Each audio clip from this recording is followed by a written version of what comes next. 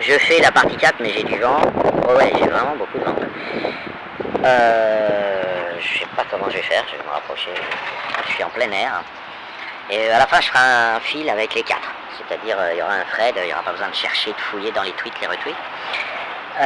Donc là, il s'agit, donc j'ai traité déjà une partie du marxisme qui sombre dans l'anti-féminin et le traditionnalisme des droitards et des islameux et des catho-intéristes. Ça, je l'ai traité longuement. Là, j'en viens à une mécanique neuronale, enfin cognitive. Il faudrait que je m'entraîne à dire plutôt cognitif que neuronal en général quand je parle.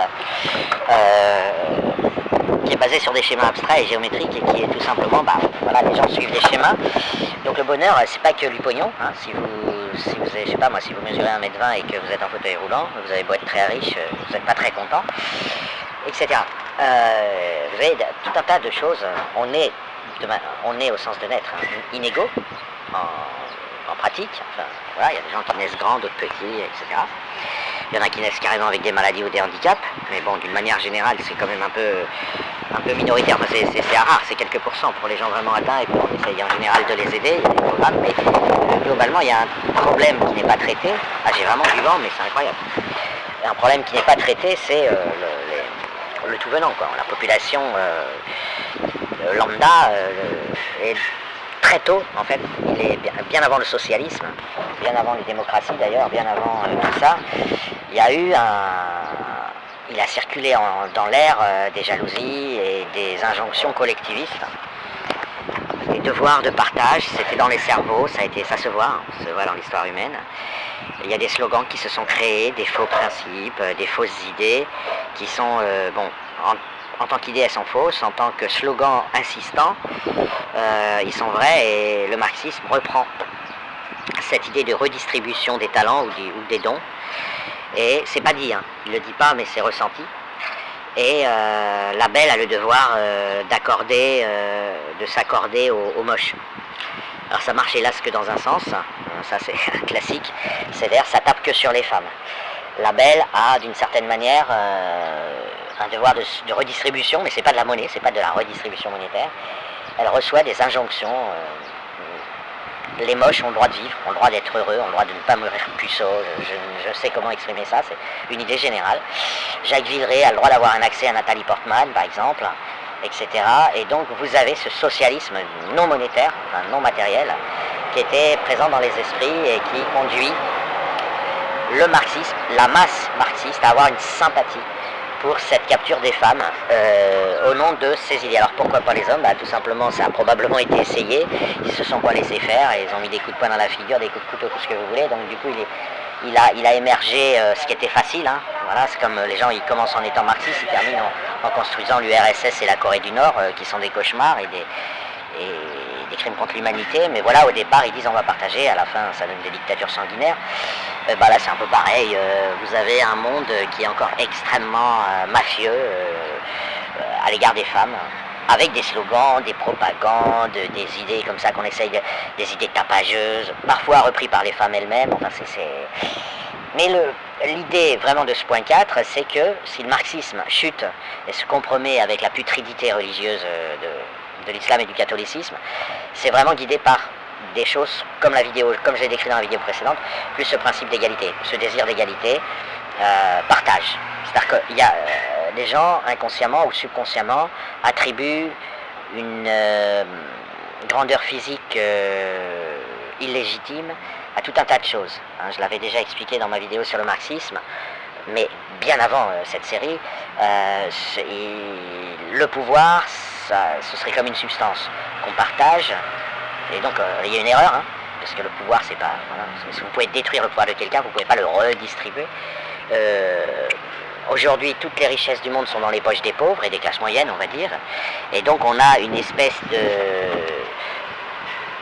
problème, dans la mesure où vous voyez des gens qui, au lieu de dire retirons le pouvoir à un tel, c'est-à-dire changeons de directeur, disent prenons lui qu'il redistribue ses richesses. Et donc ils affectent un nombre, souvent mesuré en unités monétaires. Par exemple, Bernard Arnault, ils vont dire qu'il possède 120 milliards, hein, comme si c'était de l'argent réel, enfin une richesse réelle, et ils proposent de le redistribuer. c'est un peu, j'ai déjà fait cette remarque, c'est un peu comme vouloir nourrir l'Afrique avec du droit, c'est-à-dire avec du droit commercial. On achète un seul buffet à volonté, et on va nourrir toute l'Afrique avec, puisque par définition à volonté veut dire infini, donc au moins 1000 milliards de tonnes. Vous avez le droit, en droit, vous êtes autorisé à manger 1000 milliards de tonnes. Si on change un peu et qu'on dit aussi le droit de l'emporter, vous allez nourrir l'Afrique. Sauf que évidemment ça ne marche pas dans le réel, parce que, pour des raisons évidentes que je n'ai pas développées. De même, quand vous tuez Louis XIV, ou quand vous tuez le dictateur, il ne va pas sortir de son ventre des milliards de tonnes de pâtes, de farine, de vêtements chauds, d'énergie. Voilà, les gens qui ont le pouvoir aujourd'hui n'ont pas besoin de posséder. Et, tout simplement parce qu'ils ont compris, ça fait belle lurette, ça fait des siècles qu'on a compris que le bonheur est là, et il vous suffit d'avoir une villa avec une piscine, éventuellement 3 ou 4, vous allez comme ça vous changer, mais de pouvoir prendre l'avion, d'aller dans des hôtels, je sais pas, vous ne pouvez pas le redistribuer, ça va rien changer à la vie du monde. Pareil pour la beauté, pareil pour l'amour, pareil. Mais bon, on a cette erreur marxiste qui consiste à faire croire aux pauvres que les riches possèdent ce qu'eux n'ont pas. La seule chose qu'ils possèdent, c'est le pouvoir, en fait, le pouvoir politique. Parce qu'un milliardaire a plus de pouvoir qu'un élu. Donc éventuellement, vous pourriez le lui retirer, mais hélas, sa richesse, elle est que virtuelle, c'est que des chiffres sur un papier, qui sont une mesure de son pouvoir politique. Voilà, bon, du coup, en chutant là-dedans, le marxisme, il va chercher ce qui existe déjà, par réflexe subconscient, et ce qui existe déjà, c'est l'arnaque, l'escroquerie religieuse. Donc, je vais vous donner quelques exemples. Il y a un proverbe musulman qui dit « Ce n'est pas à l'homme d'être beau, c'est à la femme. L'homme, lui, doit être fort. » C'est un proverbe musulman célèbre, je vais essayer de retrouver d'ailleurs qui est l'auteur. Ça résume tout. C'est une connerie ce proverbe, c'est faux. Mais ça résume. Le marxisme fait sien ce genre de slogan. C'est pour ça que vous avez dans les mouvements, même féministes, mais pas féministes au sens comme j'entends, mais féministes au sens marxiste, islamo-gauchiste actuellement dans le monde, on voit des femmes qui sont fières de leur mocheté, par exemple, qui vont faire exprès d'être moches et qui vont dire « Je ne veux plus obéir à l'injonction d'être belle ». En fait, il n'y a pas d'injonction d'être belle. Tu fais ce que tu veux. Mais si tu es laide, toi-même tu seras malheureuse et puis tu n'auras pas de succès. Donc, en fait, personne n'a choisi. Personne n'a choisi que c'est tautologique en quelque sorte. On va vers ce qui est beau. Enfin, en tout cas.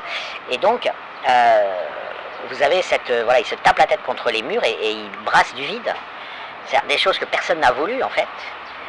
Mais ils vont dire, ah non, c'est une décision des bourgeois, c'est une invention, ils vont essayer d'aller contre. Donc ils vont essayer de nous inventer qu'en réalité, si on n'était pas conditionné, on aurait une folle envie de tirer des coups avec des gens moches.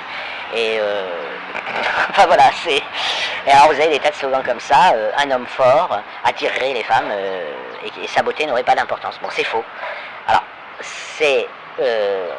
en partie, il peut y avoir une illusion de réalité derrière ça, parce que les mecs sont tellement pénibles qu'ils ont infligé aux femmes de bouffer de la merde, à savoir eux-mêmes, ils se présentent comme des gros caca à pattes, et ils disent « mangez-moi, il n'y a rien d'autre sur le marché ». Donc du coup, ça peut induire des contraintes, mais disons qu'une femme qui aurait la possibilité de choisir, je peux vous assurer qu'elle prend Brad Pitt.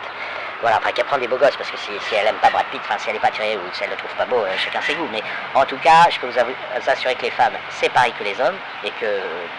tous les êtres humains, et que ces inventions que la femme aurait un énorme plaisir à manger de la merde à la condition que cette merde ait une grosse voiture, c'est faux. Mais c'est répandu par toutes les religions, par un monde de mâles qui veut se rassurer, ok, qui veut oublier qu'il est violeur, parce que... Oh là, putain, c'est chiant. Et donc qui s'invente des trucs. Elle avait du plaisir mais elle l'a pas dit. Elle a résisté parce que c'était plus excitant, etc. Donc, dans beaucoup de cas c'est faux.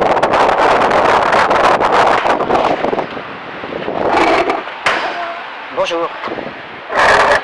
Donc dans beaucoup de cas c'est faux, c'est des gros... c'est de l'arnaque. Industrielle, Bon, elle va être ratée ma vidéo avec tout le vent, mais enfin je vais quand même la compiler. Vous avez des tas de mecs qui se réunissent dans une brasserie, partout même, vous l'entendez, je l'ai enregistré des centaines de fois sur les Space Twitter. Alors en islam, c'est carrément, ils reprennent ça en quantité industrielle. Ouais, la femme, elle a besoin d'un mec protecteur, patati patata. Tout ça, c'est des conneries, voilà. Évidemment que quand tu es pris en otage et enfermé dans une cave, tu as envie d'un libérateur. Évidemment que quand tu meurs de faim, tu as envie de nourriture. Mais tout ça, c'est débile. C'est-à-dire qu'on ne discute pas de ça. Quand on réfléchit à un modèle de société où les gens sont heureux, c'est un modèle de société où on mise quand même sur le terrestre, parce qu'on ne sait pas ce qu'il y a en dehors de la vie terrestre. Donc, tant qu'à faire se peut, on essaye de réfléchir à la vie terrestre, eh bien, on va pas réfléchir à vous expliquer que vous avez une folle envie de manger du riz blanc sans sel, et pour vous le prouver, on va vous prendre quelqu'un qui n'a pas mangé depuis une semaine, qui était attaché à un arbre. Et là, vous lui amenez du riz blanc, il se jette dessus. Voilà, donc bien évidemment, c'est un peu comme si on voulait prouver que les hommes sont homosexuels en visitant des prisons. Bon, ça marche pas comme ça, on ne peut pas analyser le monde comme ça. Faut supposer que la personne elle est libre de ses choix, elle est dans une certaine sérénité, dans un certain bonheur, une liberté, et puis là on lui demande tu veux coucher avec qui, on lui met une rangée de mecs. Je peux vous assurer que avec vraiment des canons, des mochetés, vous verrez qui c'est qui va gagner, et vous pouvez afficher leur compte en banque autant que vous voulez, ça va rien changer, ça va pas changer grand chose. Voilà. Idem pour tomber amoureux, idem. Bon, mais je vais arrêter là parce que de toute façon, je ne suis pas dans des conditions. Mais voilà, c'est cette idée de... Ce qui plaît bien au marxisme, il y a aussi quelque chose qui est important, c'est qu'il ne veut pas utiliser comme grille de lecture ce que propose, et ce que cogite, et ce que désire, et ce qu'aiment les gens qui vont bien, les gens qui sont heureux, riches, enfin pas riches mais bourgeois, qui n'ont pas de soucis d'argent. C'est pour ça que vous avez cette convergence avec les religions. Les religions, bon, l'islam il interdit de vivre, donc c'est clair, net et c'est écrit noir sur blanc.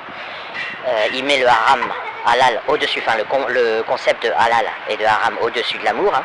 J'ai d'ailleurs écrit au Z pour qu'il me redonne la référence. Enfin, en fait, c'est pas pour qu'il me redonne, c'est pour qu'il me donne parce que je connais ça par mon enquête. Le Z l'a confirmé dans un space, mais j'ai pas un texte ou un verset ultra carré, voilà.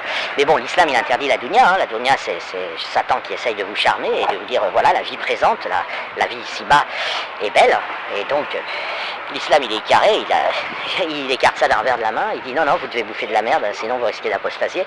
Mais les autres religions sont un peu dans le même système, et le marxisme il a épousé cette technique, tout simplement pour sa propre survie de personne morale. Si le marxisme commence à parler de Nathalie Portman, il va très vite être confondu avec une personne morale admiratrice, enfin une entité admiratrice de la bourgeoisie. Il veut pas ça, le marxisme. Voilà. Bon, de toute façon, j'arrête, j'ai du vent, c'est pas pratique.